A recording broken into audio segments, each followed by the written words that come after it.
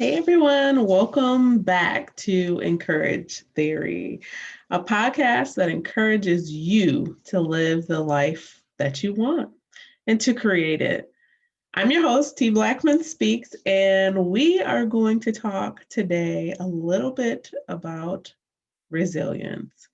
So, we are in 2021.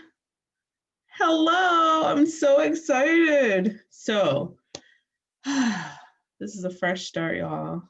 2021, 2020 is behind us.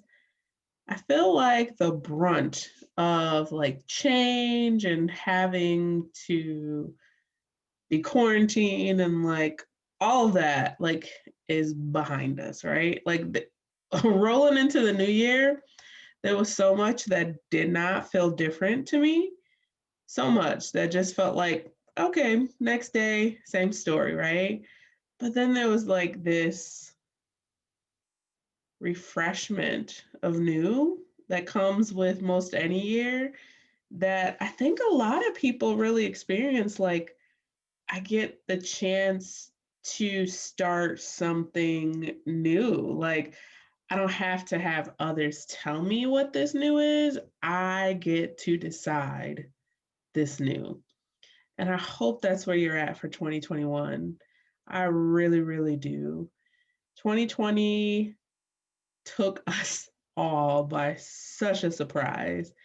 And we really, really were left kind of in a tailspin trying to figure out how to make our lives work, how to make our work from home, how to make our children's schooling work from home, like how to do everything differently and calmly and with less stress and so much change that really just forced us to be the person we needed to be in the moment for 2020, right? And unfortunately, a lot of us experienced some major highs and lows, including, oh my gosh, everything ranging from like family members and friends getting sick with COVID, to unfortunately some of us experienced, death from it, which was really, really devastating. And I'm just here to say, like,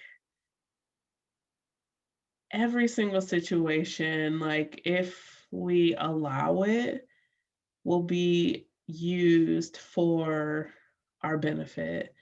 And that is not to say that change isn't tough and that, um, hardship isn't stressful, trauma isn't stressful, loss is not hard and reeling and, so tough. Like, it's not to say that at all, but what it is to say is that if we allow ourselves to process those things and to learn from them and to be better because of them, wow, it is such greatness in that, there's so much greatness in it. And so I wanted to talk to you a little bit about something that I just started doing, which I'm super excited about. And stepping into the new year, I always figure out some type of like resolution, a word for the year, things like that. Last year, my word for the year was gather, which I was like, wait, what? 2020. What do you mean gather? But honestly, right up front, that was a thought that popped in my mind, and COVID hadn't even reached yet, or quarantine or any of that stuff. But I just literally thought, like, I'm a pretty big extrovert. Like, I tend to gather around other people, but I really believe that God was showing me, like, this is not the standard gathering people. I'm talking about you gathering everything from your life that you've experienced to this point, all learning, all wisdom, all, trauma, all happiness, all life lessons, like gather that stuff together. And it is about to be used. Like it's going to be used. So all year long, absolutely was gathering for me. I haven't gotten a word yet for 2021, and that's okay. I haven't set my goals yet for 2021. I did look back on my 2020 goals and my vision board, and I completed, quite a few things still. There was so much um, beauty in 2020. There was some hardship, there was some absolute realizations. I remember definitely being at one point about mid-year, a little bit before, where it was tough, man. Like there was so much racial tension going on in the US, and Black Lives Matter, and wrongful murders. And I just remember feeling so overwhelmed as a Black woman, as a mom of Black children, thinking like, what can I even do to, keep them safe from these possible occurrences? And really quickly realizing that I just needed to step back. I need to step back from social media. I need to step back from the news. I need to step back from opinions and really just kind of fall back on God to remember that even when I see turmoil around me, that I'm okay. Like I'm covered. My children are covered. Like I don't have to fear for tomorrow. And I don't have to raise them to fear for tomorrow. So I relaced my boots and decided to keep moving forward in my work and, um, raising the children and everything, like, but I just needed a moment. I took 2 months maternity leave, or not maternity leave, but oh my gosh, that's crazy. I meant to say FMLA. I guess that often is coinciding, but I took two weeks just to be with my children, to wrap them up with school, to focus, and really to allow myself to process a lot that was going on in the world and locally, and all the change that I was really, required to do in such a short amount of time. It seems like our expectation level increased as a society. If you're a worker, it increased, but the resources pretty much stayed the same. Our capacity didn't really change that much. It pretty much stayed the same. But we were asked to do so much more with the same amount of time, the same amount of resources, in very different ways, like from our homes, um, virtually, over Zoom, like, which became very taxing for some of us, the amount of time that we were spending in these Zoom meetings and stuff like that. Like, and to this day, probably some folks are getting more acquainted with it, but it was a lot. So at the top of the year, I always take time to really just step back and reflect. And this year, I have been super excited to find a resource in Joe Saxton and another female pastor, Steph. And they have what they call the hello goodbye. And this is a annual hello to the new year, goodbye to the old year, and really just refocusing your year. And so I'm super excited about this. I've watched a video, I will be watching it again, and actually walking through the booklet that they provide. But it makes you think in depth, like what happened last year, like what did you deal with, what was the highs, what was the lows, what were the happies, what were the sads, what were items that happened in that year that were traumatic. Like, when did you feel at your best? When did you feel at your worst? All these things that really help you to walk through and process the year and let go of the stuff that does not serve you, that didn't serve you then, that's not going to serve you now, but really look forward to embracing and being ready for the new in the next year, right? Because for me, 2021 is a really exciting year. Like, I know that COVID-19 is still very much so a threat. I know that I still, as a mom, have to pivot pretty much every month based on what the schools are saying to do with my children. And so I know that these things are going to happen, but there's still a lot of excitement and anticipation that I have and the good that 2021 will bring. I pivoted a bit in my business in 2021 and really believe that this next idea to help incubate women of color businesses is what I need to be doing in 2021.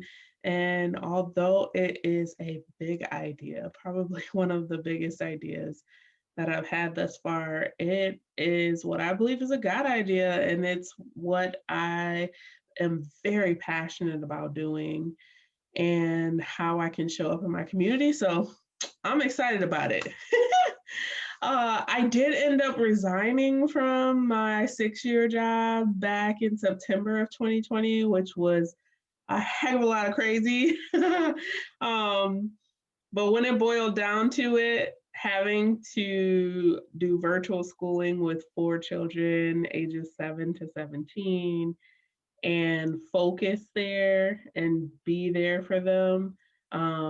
In addition to the expectation of my employ like, and they worked so hard to make it flexible for us and accommodate. They really, really did. But the type of work that I've done over the past 6 years in foundations and doing philanthropy, like that work is very consuming. I guess I would say it takes a lot of critical thinking and energy to do that work. And I absolutely loved a lot of the work that I did over the past 6 years, but that was not the type of work that I wanted to be at home doing for the next year, the next 2 years, the next 3 years. I don't know.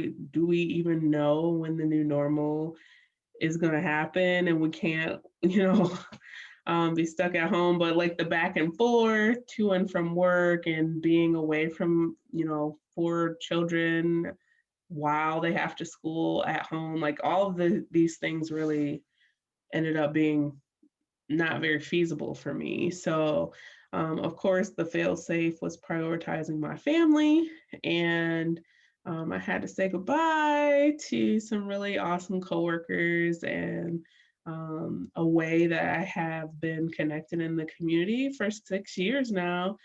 But I was super excited because I knew that that was also going to be a time for me where I could begin to build on my own business. I have run a consulting business for 2.5 years now as a second job. And I travel to speak mostly on diversity, equity, and inclusion, but have been building out menu to do keynote speeches on resilience and creating the life that you want, empowering women, all those things. So really have been using this time to begin to dig in and do that work too and figure out this incubator idea that really is going to be a brick and mortar and a training center as well. And, there's a lot of work that goes into building something up and researching how to get there and all that good stuff. So I'm so excited. 2021 is going to be a good one. It is. I know there is so much turmoil right now, and especially right here in the US. We saw some crazy stuff happen already in 2021. A lot of political things that, man, I am not one to sit and talk politics for hours on end. Like I often tell folks I don't have a political bone in my body. I just don't like politics. And part of that is because I grew up in a household where it was a very tense conversation when we talk politics and people didn't agree. I mean, sports was like that too in my house, and I'm like, I could care less for like televised sports because it always ends up being some type, just like politics, some type of like divisiveness where it's like, we don't agree. I don't like that. Get out of my face. Kind of thing. And I'm just like, nope, I'm good. I'd rather just, kind of be at peace with people. And that's not necessarily that I don't agree, that I do agree with you.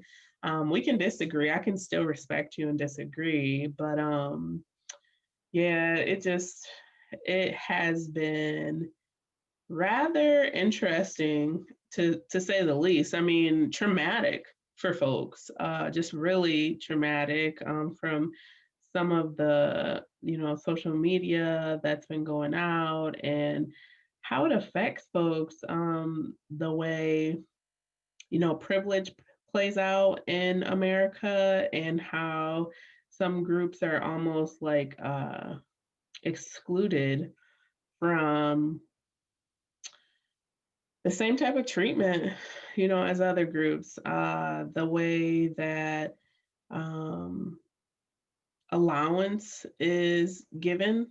I mean, it's just tough to actually see that stuff, like bluntly, vividly, openly see that stuff.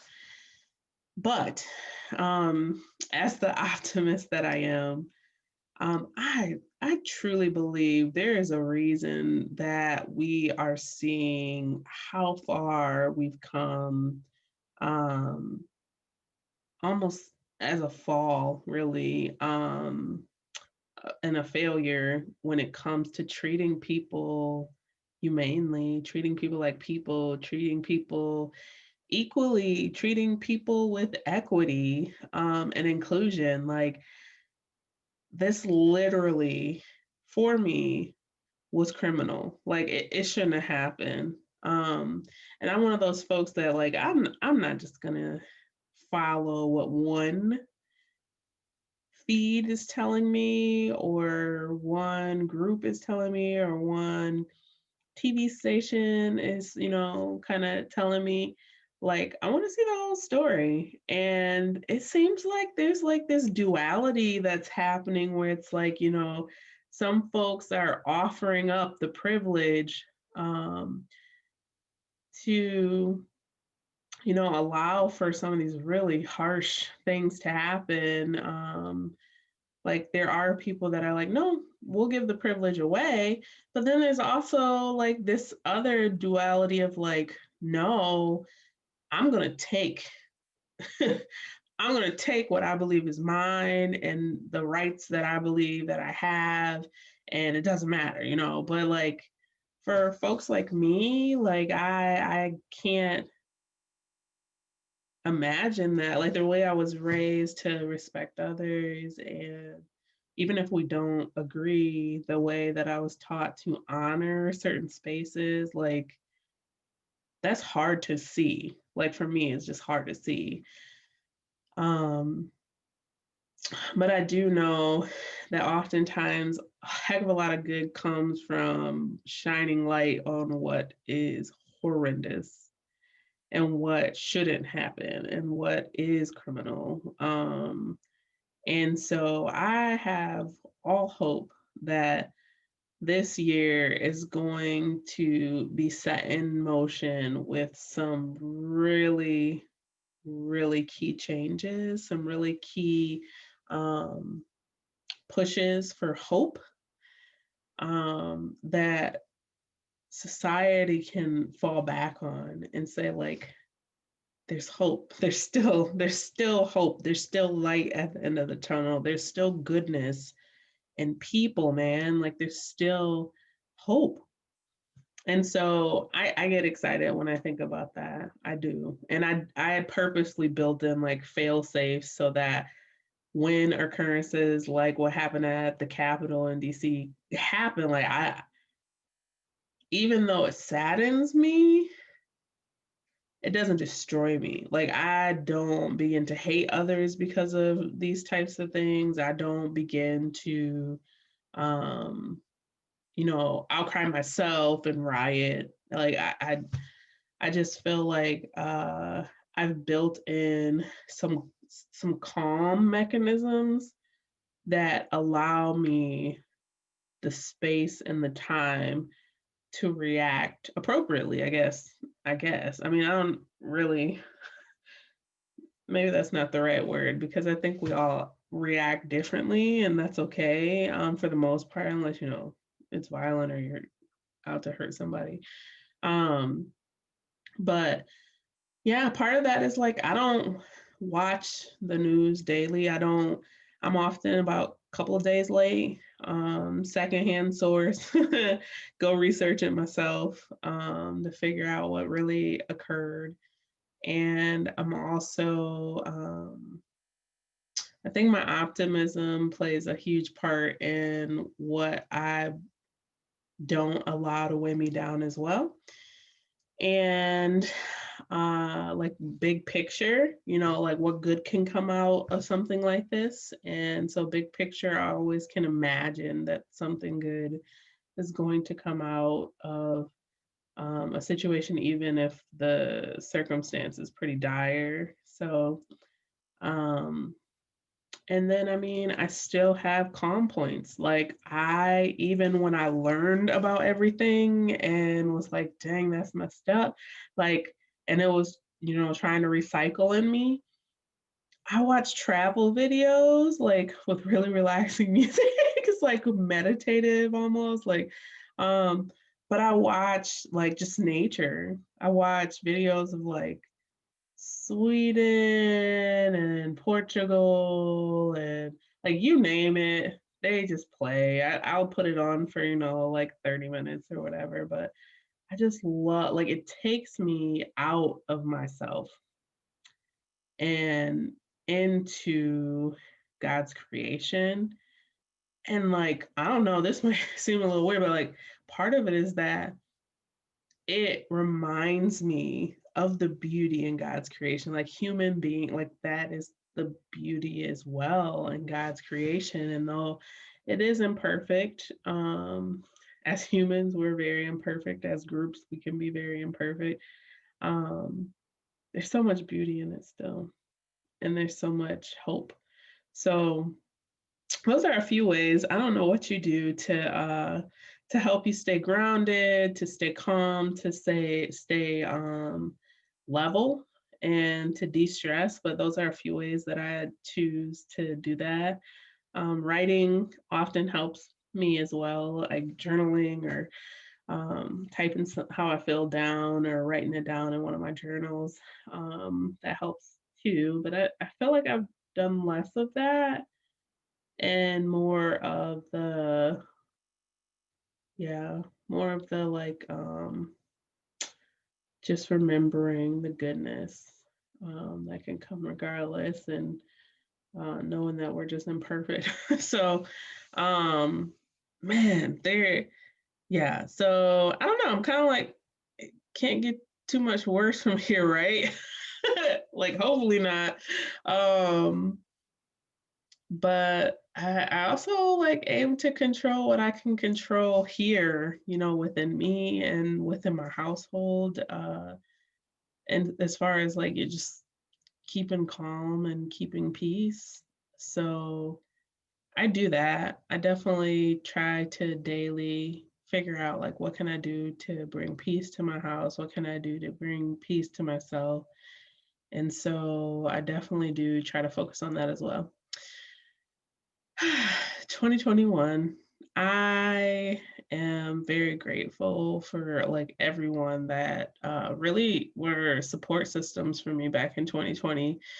I had a lot of change and a lot of pivoting that I had to do, a lot of expectation that I had to live up to, a lot of work, a lot of raising, a lot of, consoling even for my children and the change and the hardships of virtual school and this and that. Like, and there was a lot of people that really did remain very, very supportive. So, like my mom and my best friends and um, even coworkers and bosses, trying to be very, very flexible and lenient in those times. Like, I'm really appreciative.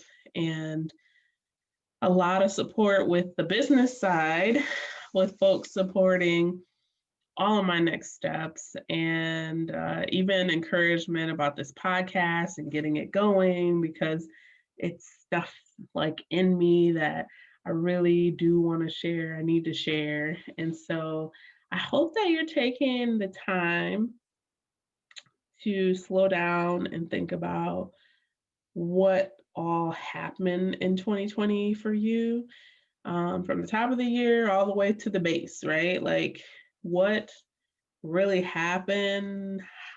How did that make you feel? How did you get through it? And then like, what do you plan to leave back in 2020? Like, what do you plan? It's My heart is that folks can remain optimistic but also realistic in this time. Like, so for me, yeah, hoping that like you can leave COVID in 2021, like we can hope that, but I don't think that that's going to disappear magically. Like, it's here, it's changed our lives dramatically, and probably will have some formulance of a impact for the next 2 years at minimum. I'm just at minimum it's gonna have an impact, right? But in that, there's still so much that we can manage, that we can do about our own feelings, about how we feel safe, how we operate, what our expectations are, our limitations, our abilities, all of those things. So I've heard some really cool stories. I've heard people starting a new job, in 2020, rolling into 2021. I've heard of people, getting preggers, which is such a great journey in the first place. But like, such hope there, such expectation there. Um, and a lot of things, a lot of really great things, some sad things, but some really awesome stuff too. So I hope that you are thinking of ways that you can, and I always set goals, which are my expectations for the next year. I do. And I always do a vision board of some sort. I do. But I also, this year is a little bit different. I'm much less concerned about being in a hurry to goal set, I guess I want to say, and more ready to reflect on last year and what went right and what went wrong and what was different and what was crazy and how I dealt with that and, what my steadies are in 2021, like how I want that to be, my big things that I need to look at. I mean, I have a senior in high school that'll be graduating in 2021. That's huge. This will be 20 years out of high school for me, which is like crazy. I don't know where that time went. And I also have, some beautiful kiddos that are transitioning grades soon, which leads to schools soon. And lots of little, some things are big, some things aren't as big, but probably the biggest also, other than a graduating senior, is my transition into a full-time entrepreneur and figuring all of that out. So like I just kind of believe that it's gonna all work out. I really do. And I want to encourage you to think about the things that you are really wanting to work out in 2021 and how you can keep peace of mind as those things are working themselves out. And as you push towards what you really, really need and want, right? Like, it's so important that we are able to encourage ourselves. Like, part of how I encourage myself is honestly, it's reminding myself of how good God's been.